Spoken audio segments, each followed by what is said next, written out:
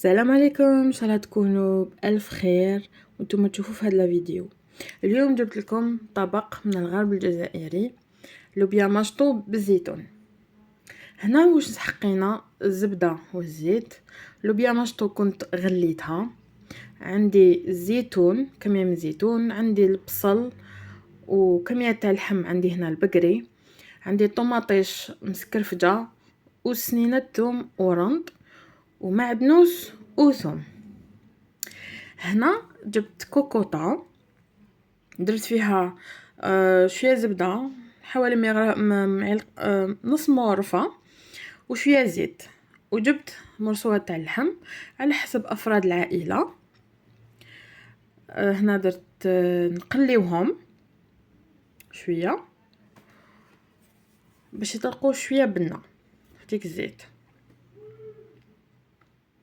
انا هاد الوصفه درتها على طريقتي.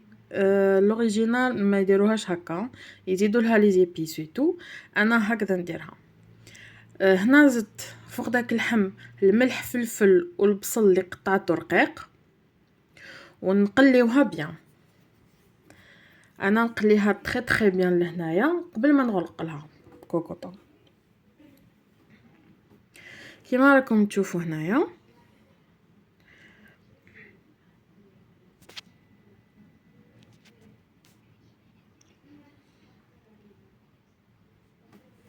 هنا بعد ما تقلى داك البصل نزيدوه. هنا عندي 3 طوماطيش يكونوا صغار شويه، بين متوسطين وصغار، درت 3 ربيتهم مع 3 سنينات ثوم كنت ربيتهم، والقرنط نحطوهم هنا في هذه المرحله.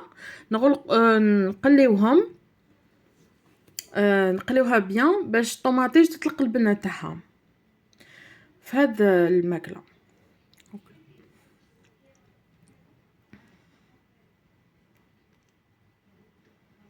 وهنا بعد ما تقلات بيان مرقتها بالماء سخون وغطيتها طيب على حتى يطيب لنا اللحم.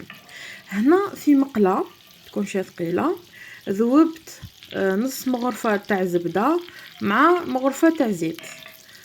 جبت هنايا شويه ثوم قليتهم غير ابان ماشي حتى يتحرق داك الثوم.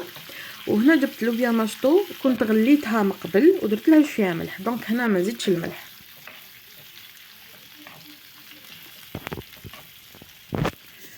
كي تقلى مليح نزيدوا لها رشه تاع معدنوس، تخليطه خفيفه، ونخليوها نخليوها على جنب. هنا بعد ما طاب داك اللحم كما كنتوا تشوفوا طاب، انا بون طاب لي. هنايا درت الزيتون اللي كنت غليته مره وباش ما يجيناش مالح، ورجعت داك لوبيا مشطو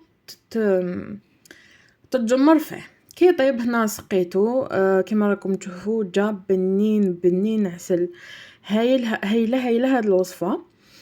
رافقتها مع شويه لي فريت وبصحتكم. ان شاء الله تجربوها وتعجبكم. اذا عجبتكم لا فيديو ديروا لنا اشتراك وجيم وكومنتير، وشكرا.